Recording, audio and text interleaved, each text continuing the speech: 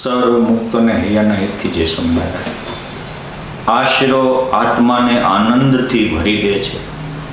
આશરાની ઉણપ અનેક વિકૃતિઓને સર્જે છે. આશરો કોનો કરવો જેથી અલૌકિક આનંદ પ્રાપ્ત થાય?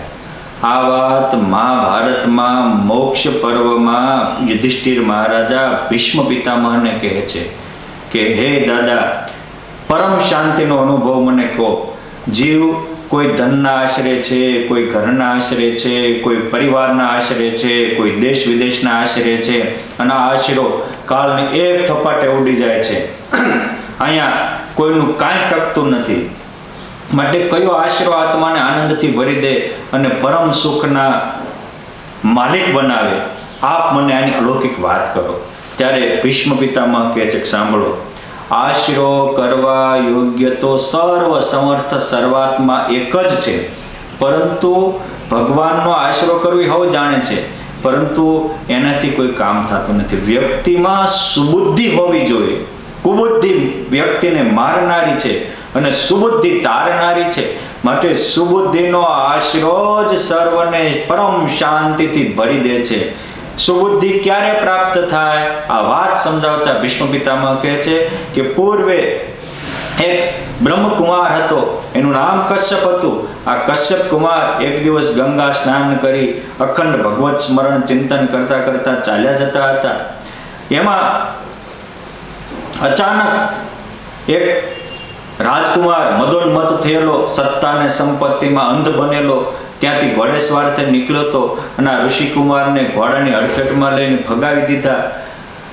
અને કશ્યપ કુમારને બહુ જ દુઃખ થયું. એને એમ થયું કે ઓહો, હું ગરીબ છું, મારી પાસે કાંઈ છે નહીં, એટલે આ ધનવાન લોકો, સત્તાવાન લોકો મને પીડે છે ને.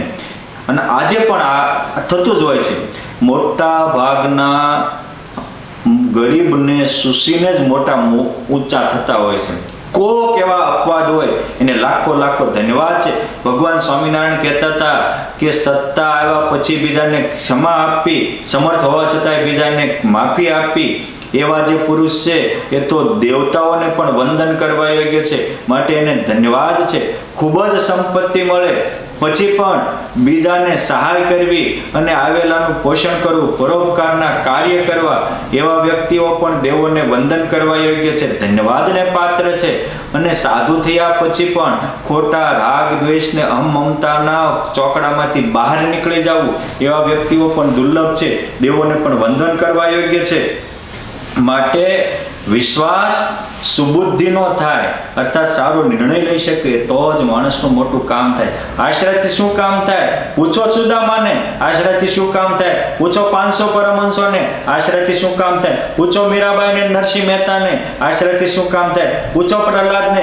બ્રહ્માંડના વિજ્ઞાનના બધા નિયમો તોડીને પુરુષોત્તમ નારાયણ પોતાના આશ્રિતોને પરમાનંદથી ભરી દે છે. પરંતુ આ ખબર હોવા છતાં આપણે લઈ શકતા નથી. કે છે કે મૂંઝાયેલો કશ્યપ મરવા તૈયાર થયો, ત્યારે એ જ વખતે ઇન્દ્ર મહારાજાની દયા આવી, એટલે આત્મહત્યા કરવા તૈયાર થયેલા કશ્યપ મુનિ પાસે શિયાળનું વેશ ધારી અને ઇન્દ્ર રાજા આવ્યા અને એને વાચામાં, મનુષ્ય જેવી વાચામાં બોલ્યા કે હે બ્રહ્મકુમાર, તમે શા માટે મરવા તૈયાર થયા છો? ભગવાને તમને અઢળક અને અમૂલ્ય વસ્તુ આપી છે. હૈયું, મસ્તક, હાથ, તણ દીધું તે નાથ, બીજું નથી હવે માગતો, બહુ દઈ દીધું તે નાથ. ભગવાને આપણને હૈયું આપ્યું છે, હાથ આપ્યા છે, મસ્તક આપ્યું છે, વિચારવા બુદ્ધિ આપી છે, કામ કરવા હાથ આપ્યા છે, અને એકબીજાની લાગણીઓને સમજવા માટે દિલ આપ્યું છે, બહુ દઈ દીધું. આ બસ આનો સદુપયોગ કરો. અને માણસને સાચો વિશ્રામ ક્યારે મળે છે? તો કે જાણેલાનો આદર અને મળેલાનો સદુપયોગ. મોટા ભાગના માણસો મળેલાનો દુરુપયોગ કરે છે, એટલે જ દુર્ગતિ પામે છે. આ વિશ્વમાં જે કોઈ મહાન બન્યા એ બધાએ ભગવાને આપેલો આ બોડી એટલે શરીર અને સમય અને શક્તિનો સદુપયોગ કર્યો. એ જ 500 પરમહંસો બન્યા હતા, એ જ દાદા ખચ્ચરને પર્વતભાઈ બન્યા હતા, એ જ સુદામાને સબરી જેવા બન્યા હતા, એ જ હનુમાનજીને બલિરાજા જેવા બન્યા હતા. માટે આપણું કેમ? આ મરવા તૈયાર થયો, મોંઘો મનુષ્ય દેહ કચરામાં કાઢી નાખવા તૈયાર થયો. ત્યારે ઇન્દ્ર આવીને કહે છે કે પ્રભુ, હે ઋષિકુમાર, તમને તો ભગવાને હાથ આપ્યા છે, અમને હાથ નથી. આ જો મારા શરીરમાં કાંટા વાગ્યા છે, હું કાઢી શકતો નથી.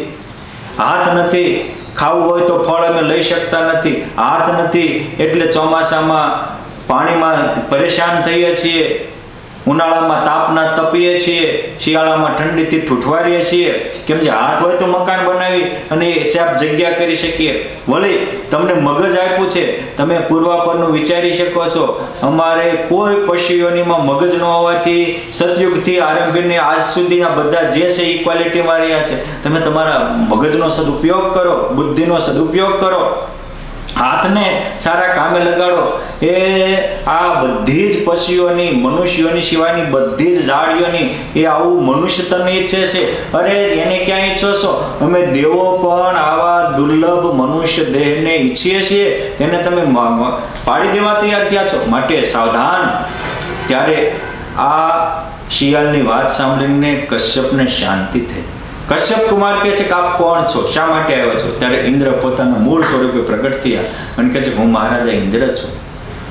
મારે સ્વર્ગમાં અપ્સરાઓની કાંઈ તાણ નથી, ભોગ સંપત્તિની તાણ નથી, તોય હૈયામાં જંપ નથી, અંતરમાં ઉદ્વેગ છે કે અમને જો આવી રીતે મનુષ્ય દેહ મળે, પવિત્ર સ્થાન મળે, પવિત્ર સંતનો યોગ મળે તો હું જન્મ સફળ કરવા ઈચ્છું. આ બધું જ તમને પરમાત્માએ આપ્યું છે. અને સંપત્તિ તો હાથનો મહેલ છે, આજ છે ને કાલ નહીં હોય. આજે અબજોપતિ હોય એ કાલે રોડપતિ થઈ જાય. માટે એના મોહમાં ન રહ્યો, તમે તમારું કર્તવ્ય સંભળાવો. અને એ જ વિચારથી એટલું કઈ ઇન્દ્ર મહારાજા અદ્રશ્ય થયા, કશ્યપ જાગૃત થયા અને પછી એને તરત જ પોતાની બુદ્ધિથી વિચાર કર્યો, મારે મારા જન્મનું કર્તવ્ય શું, મારે કોનો આશરો કરવો પડે. ભીષ્મ પિતામહ કહે છે કે પછી કશ્યપે સુબુદ્ધિનો આશરો લીધો. એટલે સુબુદ્ધિનો આશરો એટલે હું તો કે પોતાની બુદ્ધિનો સદુપયોગ કર્યો. બુદ્ધિનો સદુપયોગ હું તો કે જિંદગીનો સારો નિર્ણય લેવો, સત્ય માટે જીવવું અને આત્માને પરમાત્માની અનુભૂતિ કરવી. એ નિર્ણય બુદ્ધિનો સાચો છે. ખોટો નિર્ણય કરવો, આ ઝાડ છે, ના ખુરશી છે, ના ટેબલ છે, ના પડદો છે, ના માળા છે, આવા અસત્ય નિર્ણય કરવા એ બુદ્ધિનો દુરુપયોગ છે. મનથી પરમાત્માનું મનન કરવું, પરમાત્માનું ચિંતન કરવું એ મનનો સદુપયોગ છે. ચિત્તથી પરમાત્મામાં પ્રેમ કરવો, સ્નેહ કરવો એ ચિત્તનો સદુપયોગ છે. આપણો અહંકાર, હું હરિનો, હરિ મમ રક્ષક, આ ભરોસો જાય નહીં, જે કરશે તે મમ હિત અર્થે, એ નિશ્ચય બદલાય નહીં. આમ અવિનાશીનો આશરો કરવો અને હું ભગવાનનો છું, આ દેહનો નહીં, આ દુનિયાનો નહીં. કેમ જે આ દેહને દુનિયાને તો કાળની એક ઝપાટે બધું જ છૂટી જવાનું છે. જેમ સૂકું પત્તું ઉડી જાય એમ કાળની ઝપાટે આપણું બોડીને, આપણી સત્તા સંપત્તિ ઉડી જવાની છે. માટે અસત્યના વિશ્વાસને છોડી અને સત્યમાં સ્નેહ કરવો. ઝેરમાં શ્રદ્ધા છે એવી અમૃતમાં શ્રદ્ધા કરવી, આ બહુ મહત્વની બાબત છે. અને એટલે એને વિચાર કર્યો કે જુઓ, પૂર્વે ધ્રુવ, પ્રહલાદ આ સામાન્ય હતા, પરંતુ વિચારીને પરમાત્માને શરણે ગયા તો યુગો સુધીનો અમરપદ પામ્યા. એક સબરીને સુદામા ગરીબ હતા પણ ભગવાન માટે જેવા ઇતિહાસમાં અમર બની ગયા. માટે સુબુદ્ધિ હોય તો વ્યક્તિને સાચામાં શ્રદ્ધા થાય. આ વિશ્વનું કોઈ પણ સર્જન છે એ શ્રદ્ધાનું સર્જન હોય છે, સતત પ્રયત્નનું સર્જન હોય છે. પરંતુ એ માણસને સુબુદ્ધિ હોય તો પોતાની શ્રદ્ધાનો સદુપયોગ કરે છે. બાકી કાવા દાવા કરીને રૂપિયા ભેગા કરવા એ પોતાની લાગણીનો, દિલનો દુરુપયોગ છે. અને જે દિલનો દુરુપયોગ કરે એ કુબુદ્ધિ છે, અને દિલનો અને જીવનનો સુપયોગ કરે એ સુબુદ્ધિવાળો છે. અને એટલે પરમાત્માએ કહ્યું કે કુશાગ્ર બુદ્ધિવાળો કોને કહેવો? તો જે પોતાના કલ્યાણ માટે જતન કરે. કરોડો યુગો જાય તો એ અખંડ અવિનાશી પદ મળે, અમરત્વ મળે, એની માટે જે જિંદગીનો સુપયોગ કરે એ જ સુબુદ્ધિવાળા છે. આપણે પણ આવી રીતે આપણી બુદ્ધિનો સદુપયોગ કરીએ, હાથને હરિના કામમાં લગાડીએ, પગથી પરમેશ્વરના પંથે જઈએ અને જિંદગીને સફળ કરી અને માંગો મનુષ્ય જે સાર્થક કરીએ. આવા ભગવાન મળ્યા, આવો સત્સંગ મળ્યો, આવા સદગ્રંથો મળ્યા, આ બધું વારે વારે મળશે નહીં. માટે જાણેલાનો આદર કરો. હું આત્મા છું, મારામાં પરમાત્મા છે એનો આદર કરો અને મળેલા બોડીનો સદુપયોગ કરો. જિંદગી ધન્ય ધન્ય ધન્ય બની જશે. જય સ્વામિનારાયણ.